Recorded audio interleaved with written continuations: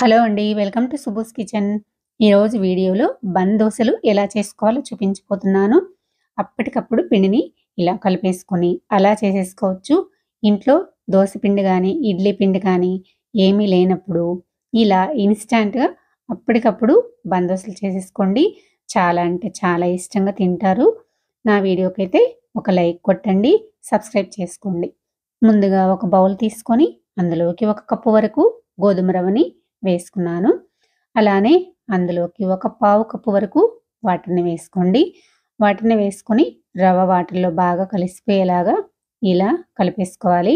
ముందైతే కొంచెం ఎక్కువ వాటర్ పోసుకోకుండా ఇలా పావు కప్పు వాటర్ వరకు వేసుకొని ఇలా రవ్వని నొక్కి పెట్టేసి మూత పెట్టేసి ఒక 10 నిమిషాల పాటు పక్కన పెట్టేసుకోండి. 10 నిమిషాల తర్వాత చూపిస్తున్నాను. చూసారు కదా, రవ్వ అయితే వాటర్ అంతా పీల్చేసుకొని బాగా నానిపోయింది. ఇందులోకి పెరుగుని యాడ్ చేసుకోకుండా ఈ విధంగా ఈ ప్రాసెస్‌లో గనుక చేసుకున్నారంటే బన్ దోసలు చాలా బాగా వస్తాయి. ఇప్పుడు ఈ రవ్వ మిశ్రమాన్ని ఒక మిక్సీ గిన్నె తీసుకొని అందులోకి వేసేసుకోండి. ఇలా మొత్తం రవ్వని వేసుకున్న తర్వాత ఒక మీడియం సైజు బంగాళదుంపని తొక్క తీసేసి ఇలా చిన్న చిన్న ముక్కలుగా కట్ చేసి వేసుకోండి. ఒక టేబుల్ స్పూన్ వరకు శనగపిండిని వేసుకొని అలానే ఒక అరకప్పు వరకు వాటర్ వేసుకొని బాగా మెత్తగా గ్రైండ్ చేసుకోండి. మెత్తగా గ్రైండ్ చేసుకున్న ఈ రవ్వ మిశ్రమాన్ని ఒక గిన్నెలోకి వేసేసుకోండి. మిక్సీలో కొంచెం వాటర్ వేసుకొని కలిపేసుకొని వేసుకున్న తర్వాత మనం కన్సిస్టెన్సీ అనేది దోసపిండి ఎలా అయితే ఉంటుందో అలా ఉంటే సరిపోతుంది. చూసారు కదా, ఈ కన్సిస్టెన్సీలో ఉంటే మనకి బన్ దోసలు బాగా వస్తాయి. ఇప్పుడు ఇందులోకి ఒక పెద్ద సైజు ఉల్లిపాయని ఇలా చిన్న చిన్న ముక్కలుగా కట్ చేసి వేసుకోండి. అలానే ఒక పచ్చిమిర్చిని 4 చీలికలుగా కట్ చేసుకొని వేసుకోండి.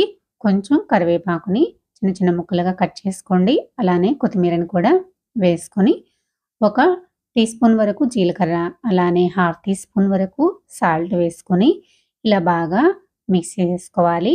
మీరు ఇవన్నీ వేసుకున్న తర్వాత మీకు కొంచెం గట్టిగా అనిపిస్తే ఇంకొంచెం వాటర్‌ని యాడ్ చేసుకోండి. చూసారా, ఈ విధంగా కలిపేసుకున్న తర్వాత ఇందులోకి ఒక హాఫ్ టీ స్పూన్ వరకు సోడా ఉప్పుని యాడ్ చేసుకున్నాను. సోడా ఉప్పు వేసుకోవడం వల్ల బన్ దోసలు బాగా పొంగుతూ వస్తాయి. ఈ విధంగా పిండినైతే రెడీ చేసేసుకున్నాం కదా!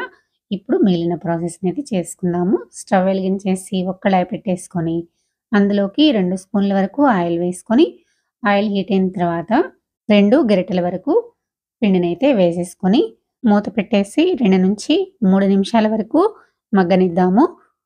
3 నిమిషాల తర్వాత చూపిస్తున్నాను. చూసారు కదా, మనకి పైన పిండి అనేది ఏమీ కనపడకుండా ఫ్రై అయిపోయింది. ఇప్పుడు ఒకవైపు నుంచి రెండో వైపుకు ఇలా టర్న్ చేసుకొని రెండో వైపు కూడా ఇలా ఫ్రై అయిపోయిందో లేదో చెక్ చేసుకున్న తర్వాత బన్ దోసని తీసైతే ఒక ప్లేట్‌లోకి అయితే వేసేసుకుందాము. చూసారు కదా, ఎంత బాగా పొంగుతూ చాలా బాగా స్పాంజీలాగా వచ్చేసింది బన్ దోస అయితే.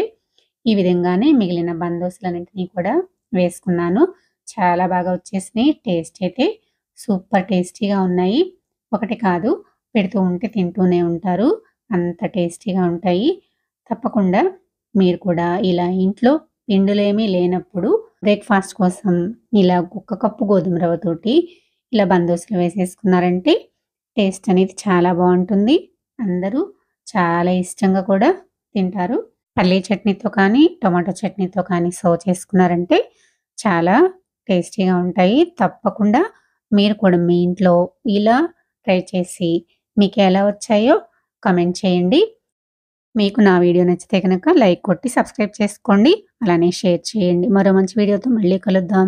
Thanks for watching.